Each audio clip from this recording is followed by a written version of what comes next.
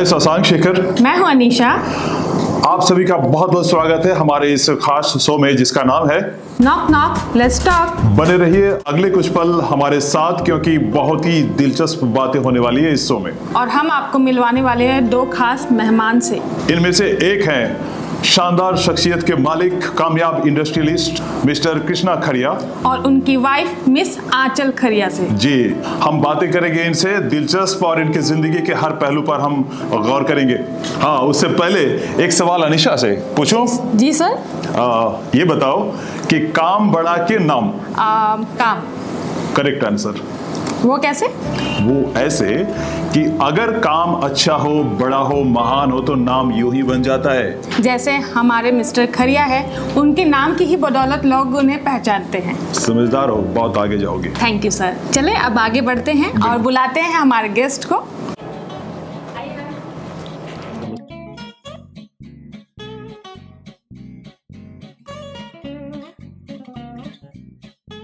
बहुत बहुत thank you sir, बहुत बहुत थैंक यू मैम कि आप लोग इतना टाइम निकाल के मशाल न्यूज़ की इस टॉक शो में आए। Thank you for inviting us.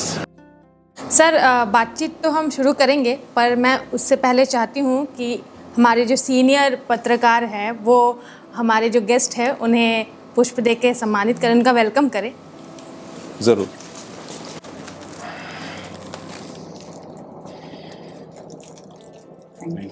Thank you. तो सबसे पहले आप दोनों से ये मैं पूछना चाहूँगी कि आपका बचपन कहाँ बीता? मैं तो जमशेदपुर में पैदा हुआ हूँ और जमशेदपुर में सारी स्कूलिंग हुई। मैं स्कूलिंग लोयला स्कूल से की है। और कॉलेज? कॉलेज में फिर बनारस गया था, IIT BHU में। और मेरा बचपन कानपुर में भी था और हम लोग के कज़न सब हम लोग साथ में ही रहते थे, तो वहाँ पे स्कूलिंग और कॉलेज भी वहीं पे। जब पढ़ाई लिखाई हो रही थी उसमें कुछ यादगार किस्से हो? मैं पहले इंजीनियरिंग मैंने किया IIT BHU में, जो कि बनारस में है। और उसके बाद मैं US गया फॉर हायर स्टडीज़, मास्टर्स किया मैंने मटेरियल साइंस में। तो इस तरीके से 2 कॉलेज लाइफ मैंने जी है। बट एक किस्सा मैं शेयर करना चाहूँगा जो कि मेरे साथ US में हुआ था। मेरी पहली बार मैं कहीं बाहर अकेले खाने गया था और सबवे वो जॉइंट था, तो मैं सोचा कि सैंडविच मिलता है, कितना ही मुश्किल हो सकता है। मैं गया और शुरू में जैसे थोड़ी आदत है कि देख ले लोग क्या कर रहे हैं, थोड़ा मेन्यू वगैरह पढ़ लिया मैंने। तो मैं सोचा कि आराम से सैंडविच ऑर्डर करके ले लूँ। मैंने देख लिया मुझे क्या चाहिए। मैं जैसे वहाँ पे गया तो पहला सवाल उनका ये नहीं था कि क्या चाहिए, उनका पहला सवाल था, और उनके एक्सेंट में मैं बताना चाहूँगा, उन्होंने कहा व्हाई डू वीट। तो मुझे समझ में नहीं है कि ये कहाँ से शुरू हो रहा है और कहाँ जा रहा है, तो मुझे समझ में नहीं आया। फिर फाइनली उसने जो सर्व कर रही थी उन्होंने 2 ब्रेड उठाए, एक वाइट ब्रेड था, एक व्हीट ब्रेड था। तो मुझे समझ में आया कि वो पूछ रहे किस टाइप का ब्रेड। तो खैर इस तरीके से वो सैंडविच बनने में जो है इतनी मुशक्कत हुई मुझे, और सारे लोग पीछे खड़े थे, बहुत ज़्यादा एम्बैरेसमेंट भी हुई। फाइनली जब सैंडविच बन गया तो मुझे लगा कि चलो अब हम लेके सैंडविच और जाके कहीं खाएंगे। तो वहाँ पे जो पैसे देने की बात आई तो उन्होंने पूछा कि फॉर हियर टू गो। तो फिर समझ में नहीं आया, मैंने बोला यार अब तो सैंडविच बन गई है, अब तो दे दो। तो फिर एक सवाल आया फॉर हियर टू गो, इसका मतलब है कि यहाँ बैठ के खाएंगे कि ले जाएंगे। तो ये टाइप का कॉन्सेप्ट हमारे, मैं 97 की बात कर रहा हूँ, तो उस समय इंडिया में ना सबवे था ना ये सब चीज की आदत थी। तो वो किसी तरह पसीने पसीने होके मैंने वो सैंडविच लिया और फिर वो मेरा पहला अकेले मील था US। अच्छा मैम, आपका कोई यादगार किस्सा? ऐसे किस्से तो नहीं है, बहुत इंटरेस्टिंग, बट हाँ स्टूडेंट लाइफ में हम लोगों ने बहुत एंजॉय किया फ्रेंड्स के साथ। हमारे बहुत सारे फ्रेंड्स थे, तो हर सैटरडे हम लोग 20-20 रुपए पूल इन करके हम लोग वहाँ पे बहुत सारे जॉइंट्स थे जहाँ चाउमीन और ये सब मिलता था, तो वहाँ जाके हम लोग पूल इन करके कम पैसों में ज़्यादा लेकर और फिर एक गार्डन में बैठ के we used to have our evenings together. वो बहुत यादगार है। तो एवरी सैटरडे हम लोग ऐसे करते थे। तो सर कुछ बताइए आपके उद्योग के बारे में, कितने साल से है? हम लोग ने ये एस्टैब्लिश किया था 2002 में। और मैं कॉलेज से, जैसे मैंने कहा, यूएस से पढ़ के वापस ही आया था, जबकि मेरे माता पिता को उम्मीद नहीं थी कि मैं वापस आऊँगा। तो बट शुरू से मुझे ये कहूँगा कि इंक्लिनेशन था कि कुछ अपना करना है और नौकरी की तरफ कम जाके अपना कुछ सेटअप करना है। तो मैं वापस आया और बाय चांस हम लोग को एक पार्टनरशिप एक जन के साथ, जो हमारे जान पहचान के फैमिली फ्रेंड हैं, उनके पास एक प्रोजेक्ट था जहाँ की कुछ पार्ट्स बना के यहाँ से हमको यूएस एक्सपोर्ट करना था। तो हम लोग भी खोज रहे थे कुछ नया करने के लिए, और उन्हें वो सामने आए। फिर हम लोग ने जॉइंटली एक यूनिट स्टार्ट की 2002 में, जो कि 100% एक्सपोर्ट ओरिएंटेड यूनिट थी। जमशेदपुर में उस समय में मेरे ख्याल से 2 ही और यूनिट थी जो 100% एक्सपोर्ट ओरिएंटेड यूनिट थी, और यहाँ से एक्सपोर्ट बहुत कम होता था। मतलब जो मीडियम स्केल या स्मॉल स्केल का कंपनी से बहुत कम होता था। तो हम लोग ने वहाँ चालू किया। काफ़ी दिक्कतें हुई क्योंकि सबके लिए नया था, हर टाइप का परमिशन लेना थोड़ी नई बात थी, यहाँ ऑफिसर्स को भी नहीं पता था। बट आई थिंक सबका काफ़ी सहयोग रहा, और हमारे पास एक बहुत लिमिटेड समय था। जब ऑर्डर मिला तो उन्होंने कहा कि 16 हफ्ते में हमको प्रोडक्शन स्टार्ट करना है, जबकि उस समय हमारे पास सिर्फ लैंड थी। तो वो किसी तरह टेम्पररी शेड बना के, मशीनें मंगा के, सारे क्लियरेंसेस लेके, और हम लोग ने एक आध हफ्ते ही खाली लेट हुआ, लेकिन हम लोग ने मीट किया ऑर्डर। व्यूअर्स, आपको बता दें कि मल्टीटेक कंपोनेंट प्राइवेट लिमिटेड के नाम से 7 फेज आदित्यपुर इंडस्ट्रियल एरिया में इनकी यूनिट है जो 20 साल से चल रही है। अच्छा, एक बात है सर, जानना चाहते हैं कि विरासत में क्या, मतलब इससे पहले आपके पिताजी, आपके दादा उस जमाने से कुछ उद्यम से जुड़े जो वर्क हुआ करते थे? मेरे दादाजी जो थे वो जबलपुर से आए थे। उन्होंने इंजीनियरिंग उन्होंने भी की है, और वो यहाँ पे आके उन्होंने टाटा स्टील में जॉब की। तो वो आए थे एज अप्रेंटिस, और अपने पूरे वर्क लाइफ में उन्होंने काफ़ी सारी उनको प्रमोशंस मिली, और वो जब रिटायर हुए थे तो वो डेप्यूटी एमडी थे टाटा स्टील के। तो from apprentice to deputy MD, तो ये उनकी जीवन शैली रही। और पिताजी जो मेरे थे वो ज़रूर बिजनेसमैन थे।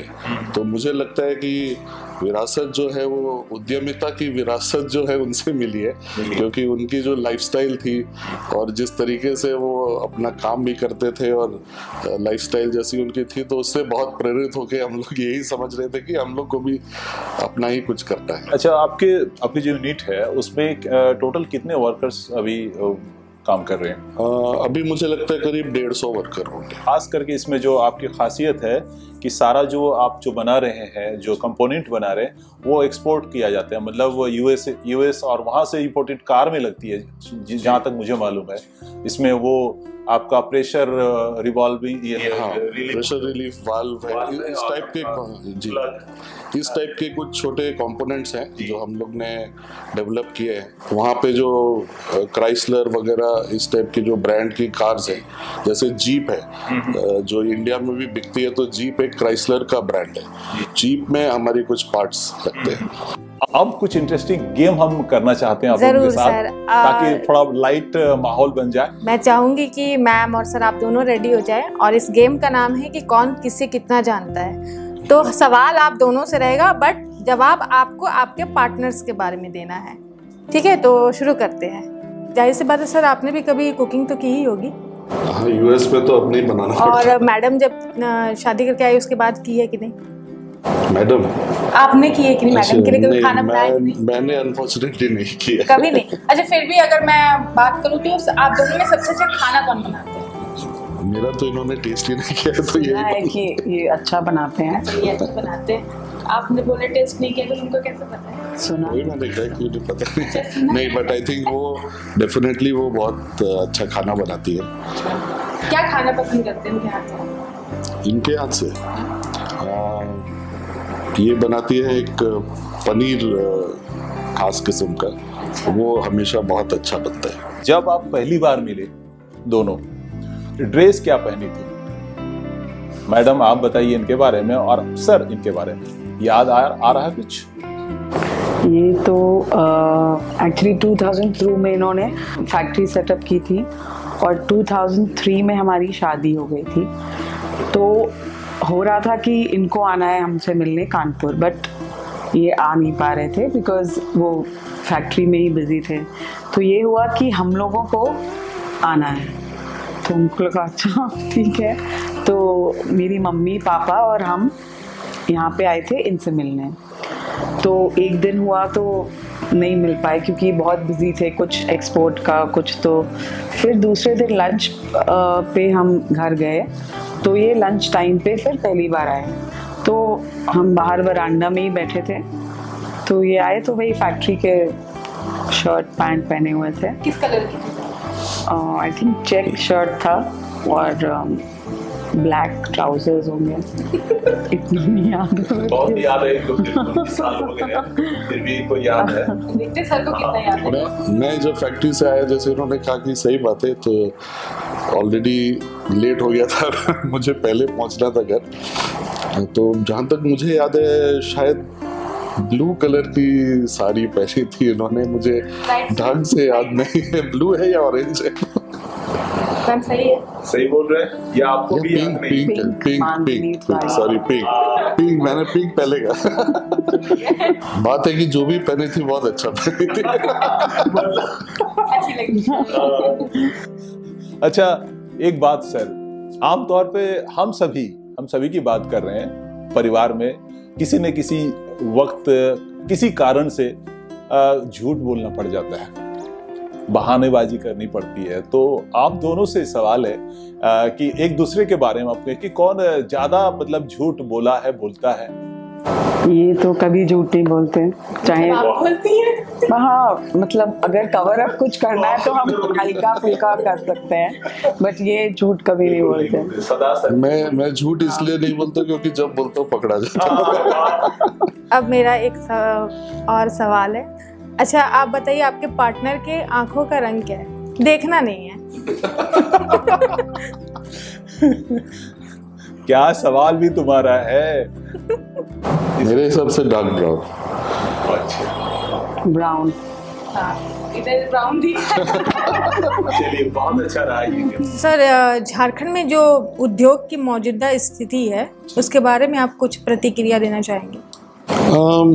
मेरे हिसाब से झारखंड में अभी बहुत सारे बड़े उद्योगों को आना और उस आमंत्रित करने के लिए जो व्यवस्था चाहिए वो उसकी कमी है। जैसे कि बेसिक चीज़ लैंड होती है, आप लोग ने भी देखा होगा पिछले काफ़ी सारे MOUs हुए, बट एक लैंड की कमी के कारण या उस तरह की व्यवस्था नहीं होने के कारण कुछ प्रोजेक्ट्स आए और कंप्लीट नहीं हो पाए या आ भी नहीं पाए।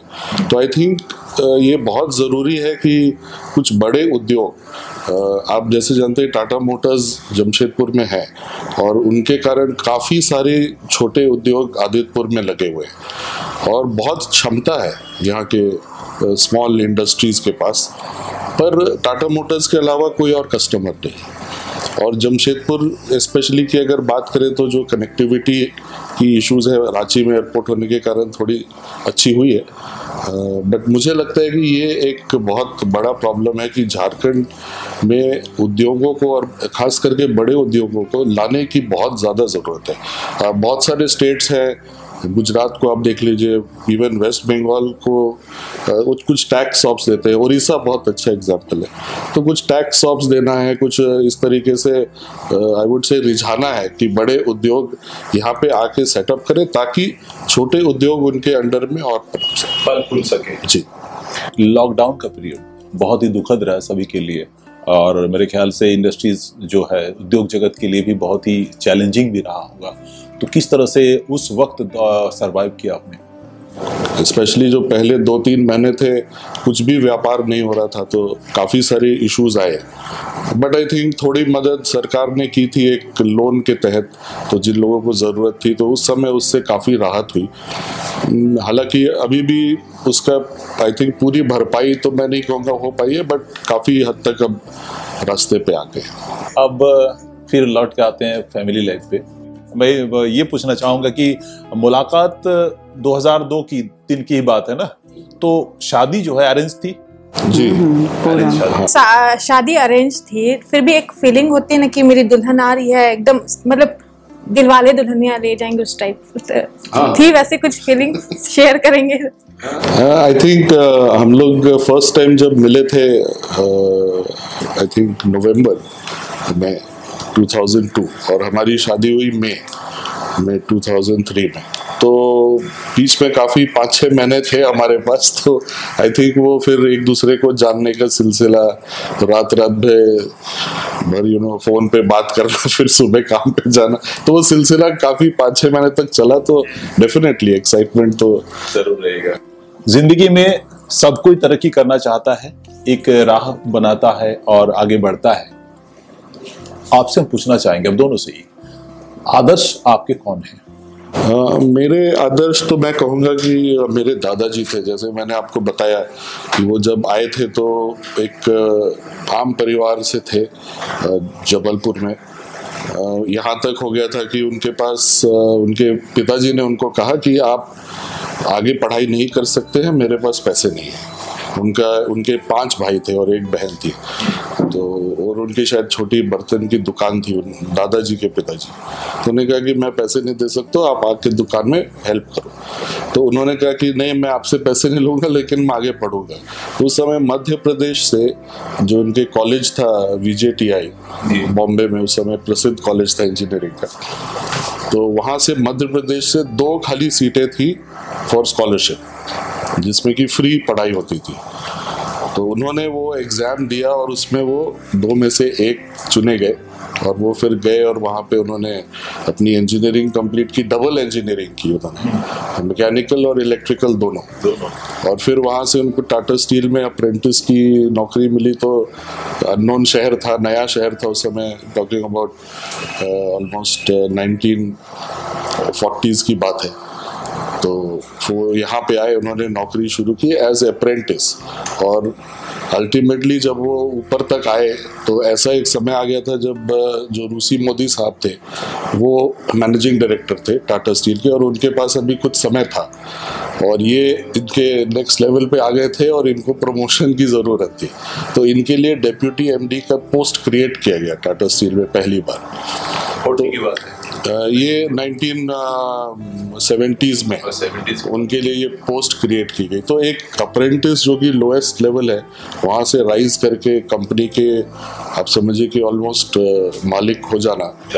तो और वो काफ़ी उनके बहुत सारी चीज़ें हैं, बहुत सारे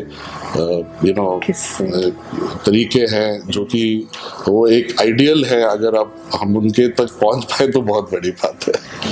मेरे फादर बहुत ही सेल्फलेस हैं, वो पहले दूसरों को रखते हैं फिर अपने आप को, तो कुछ उनका थोड़ा ही मिल जाए तो बहुत है। और दादा तो थे ही, दादा के साथ हम लोगों ने काफ़ी वक्त बिताया। उनके जैसा तो कोई भी व्यक्तित्व नहीं देखा हमने, कि उनके किस्से सुनते थे हम लोग। तो वही हम अपने बच्चों को आज यही बोलते हैं कि उनका 20% भी तुम लोगों में आ जाए तो पार है। तो वो जब आए थे जमशेदपुर तो साइकिल भी नहीं थी, खैर उन्होंने साइकिल खरीद ली थी काम पे जाने के लिए। और जब वो रिटायर हुए तो उनके मतलब वो मर्सिडीज में, कंपनी की मर्सिडीज में आते जाते। So that is the level. वो एक अलग ही व्यक्तित्व है, कर्मयोगी जिनको बोलते हैं ना, वेरी डिसिप्लिन्ड और अपने काम के प्रति ऑनेस्ट, हार्ड वर्किंग। तो that is an ideal. But ये ज़रूर खुशनसीबी है कि अपने आइडियल के साथ आपको काम करने का मौका मिले। जब 2002 में हमने कंपनी एस्टैब्लिश की तब वो ऑलमोस्ट इवन कंसल्टेंसी से रिटायरमेंट ले चुके थे। बट जैसे मैंने कहा, वो कर्मयोगी है, घर पे बैठ नहीं सकते थे। तो अपने सामने खड़े होके उन्होंने at the age of I think almost 80 उन्होंने फैक्ट्री का पूरा निर्माण अपने सामने करवाया, मशीनें बैठाई। तो उनके साथ काम करने का मौका मुझे मिला 8-9 साल, तो काफ़ी कुछ सीखने मिला। उनसे एक चीज़ ज़रूर मैंने सीखा जो मैं शेयर भी करना चाहूँगा। जो लोग अक्सर गलती करते हैं वो ये कहते थे कि आपको डिसीजन लेने में देर नहीं करनी चाहिए, और गलत डिसीजन सही डिसीजन वो समय के साथ पता चलता है। पर बहुत लोग ये गलती करते हैं कि वो डिसीजन लेते नहीं है। उसके रिस्क से डर के या उसके रिजल्ट से डर के, बट उनका ये मानना था कि आपको क्विक डिसीजंस लेना। आप कैसे चैलेंजेस को फेस करते हैं? तो नॉर्मली मैं बहुत जल्दी विचलित नहीं होता हूँ। आई डोंट नो अच्छी बात है कि खराब बात है, शायद विचलित होकर प्रेशर में आने से आप ज़्यादा करते हो, बट स्वभाव मेरा, मैं इसे करता हूँ कि थोड़ा सोच के कि क्या ऑप्शंस है, एक प्लान बी प्लान सी बना लेता हूँ जब प्रॉब्लम आती है। तो जिस मुकाम पे आप हैं अभी, इस खुशहाली के लिए, इस कामयाबी के लिए क्रेडिट किसको जाता है, किसको देना चाहेंगे? अपने दो शब्द का तो कामयाबी के लिए मैं तो कहूँगा दादाजी, क्योंकि उन्होंने ये गुरु मंत्र काफ़ी सारे दिए, हाउ टू वर्क। और खुशहाली के लिए मैं कहूँगा पिताजी, क्योंकि उनका व्यक्तित्व बिल्कुल ऑपोजिट था। जिसको हैप्पी वो लकी जिनको बोलते हैं, और वो जमशेदपुर में काफ़ी नोन है क्योंकि उनके सोशल स्किल्स बहुत अच्छे थे। हम लोग बचपन में बिष्णुपुर में उनके साथ अगर निकल जाते थे तो 4 सामान खरीदने में 1 घंटा लगता था, क्योंकि हर दुकान के सामने जाते हैं तो वो आ जाते हैं बाहर, हेलो हाय चलते रहती है बातें, तो इसीलिए उनको हम लोग शॉपिंग बहुत कम ले जाती थी। अच्छा मैम, आपके बच्चे कितने हैं? 2 हैं। कौन मतलब सबसे ज्यादा प्यार किसको करते हैं, वो पापा या मम्मी? नजदीक के बोला जाए तो करीबी। अच्छा, कुछ मतलब अगर करके आते हैं गलत तो सबसे पहले किसको बताते हैं सर को, या आप? मेरे को पहले पता चल जाता है। पता चल जाता है। डांट किनकी ज्यादा पड़ती है? आपकी? आई थिंक ज़्यादा टाइम इनके साथ बिताते हैं तो डेफिनेटली कनेक्शन इनके साथ ऑब्वियसली ज़्यादा अच्छा है, बट आई थिंक क्योंकि मैं कभी कभी जाता हूँ तो मैं उनके तरफ से ज़्यादा बोलता हूँ, तो उस तरीके से वो मुझे कनेक्शन दोनों के साथ ही है हम लोग का। अच्छा, उनको पता है कब किसके क्या। बस अच्छा, उनका कुछ मिशन, कुछ टारगेट कैसा पड़ा, मतलब आप लोगों का, कि आप चाहते हैं ये बने वो बने, होता है कि मेरा बच्चा ये इंजीनियर बने, मेरा बच्चा डॉक्टर बने, तो कुछ भी जरूर सोचा होगा हम लोगों ने? आई थिंक हम लोग ने वो टाइप का प्रेशर नहीं डाला है अभी तक, बट जरूर चाहते तो ये है कि अगर आप मुझसे पूछे तो बेटी जो है वो किसी IAS टाइप के फील्ड में जाए, और बेटा जो है वो थोड़ा सा कंप्यूटर एंड प्रोग्रामिंग और उस सॉफ्टवेयर की तरफ अभी से थोड़ा झुकाव है, तो मुझे लगता है कि उसी फील्ड में कुछ करें। उसको सॉफ्टवेयर इंजीनियर बनना है, और बेटी का अभी भी ऑप्शन ओपन है। वो बोलती है कि बोलो क्या बनना है, क्योंकि कभी उसको बोलो डॉक्टर बन जाओ या कुछ, तो बोलती जो बोलो बस, तो ठीक है। अभी वो 2 ही तरफ है उसका झुकाव, कि या फिर एडमिनिस्ट्रेटिव सर्विसेज में या डॉक्टर भी।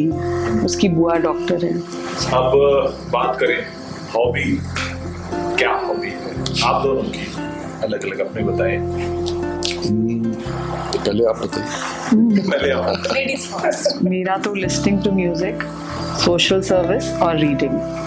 आई थिंक जब से काम करने लगा थोड़े हॉबीज का समय कम है, बट पहले मैं पेंटिंग करता था, तो that was one hobby, but I think अब वो काफी साल हो गए ब्रश को छुए, जंग लग गया। हाँ, but I think music again is something जो जब समय मिलता है हम लोग सुनते हैं। चलिए, बातों का सिलसिला तो जारी रहेगा।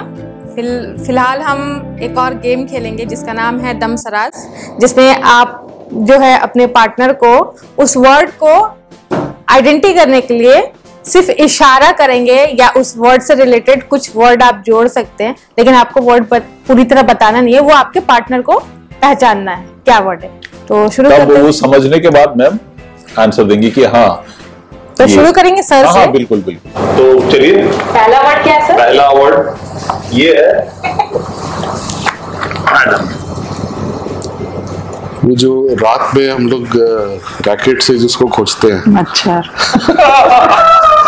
तालियां, एकदम एक्सीलेंट जवाब है। इसके बाद ये है, मैंने भी नहीं देखा, पारो का बॉयफ्रेंड। पारो। सोचिए। माँ ने कहा घर छोड़ दो। आपको अरे शाहरुख खान भी था पहले। हाँ, और उसके आगे दारू। उसका नाम क्या है? अच्छा, देव। मूवी का नाम है? अच्छा, मूवी का नाम बता रहे हैं। हाँ, पहले की थी दिलीप कुमार ने, अरे यार, फिर अभी शाहरुख खान ने, ऐश्वर्या राय भी थी, माधुरी दीक्षित भी थी। ओहो, अरे ये नाम नहीं है। अरे वो पी के पूरे टाइम हाँ। क्या हो जाता है प्यार में लोग। देवदास। इसमें थोड़ा वक्त लगा मगर इन्होंने सही जवाब दिया। सर देवदारू। देवदास। ये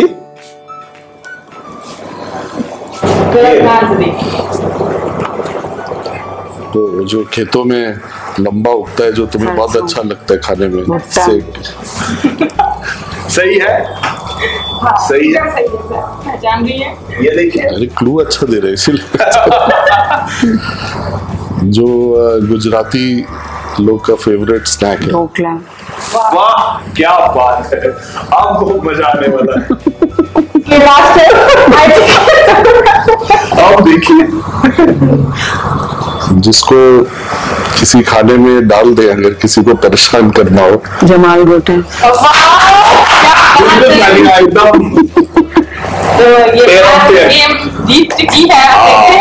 चिंता नहीं करेंगे, अभी तो बाकी है गेम आधा। हमारा पहला वर्ड है, ये हमारा पहला वर्ड है और ये हम सर को देंगे। हम शॉपिंग में बहुत करते हैं। खर्चा। बहुत अच्छा परफॉर्मेंस है सारो मैडम दोनों का ही। मैडम क्या बोली, हम शॉपिंग में बहुत करते हैं। वही तो है। सबसे ज्यादा खर्च करती है। मतलब जो क्लू भी देने जा रही है मैडम का भी पता चलता है।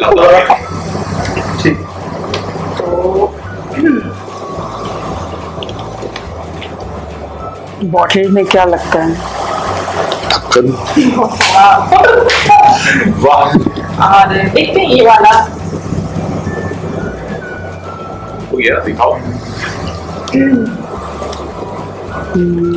एक विस्की की ब्रांड भी है और एक एक्टर भी है। Johnny walker. It's a body part. First is okay. Johnny ज्यादा पीने से खराब भी हो सकती है। अच्छा, लीवर। Johnny liver. जॉनी। चलिए, बड़ा अच्छा जा रहा है। हमारा ये लास्ट। तो चलिए, ये तो बहुत इजी है। जो हमारी हुई है शादी। हो गया। हमारा ये गेम का जो चंक था ये बहुत अच्छा रहा, बहुत अच्छा गुजरा, मजा भी आया, हमें तो मजा आया। अब सर बताएंगे सर को कैसा लगा, मैडम को। अब थोड़ी सी बातें रह गई है। सोशल सर्विस का जिक्र हो रहा था, तो सामाजिक कार्यों से किस तरह से आप लोग जुड़े हैं?